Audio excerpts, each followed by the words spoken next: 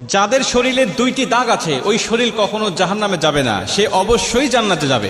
হাদিসটি সহিহ তিরমিজির 1669 নম্বর হাদিস এবং সহিহ আত-তারগিবের 1376 নম্বর হাদিস।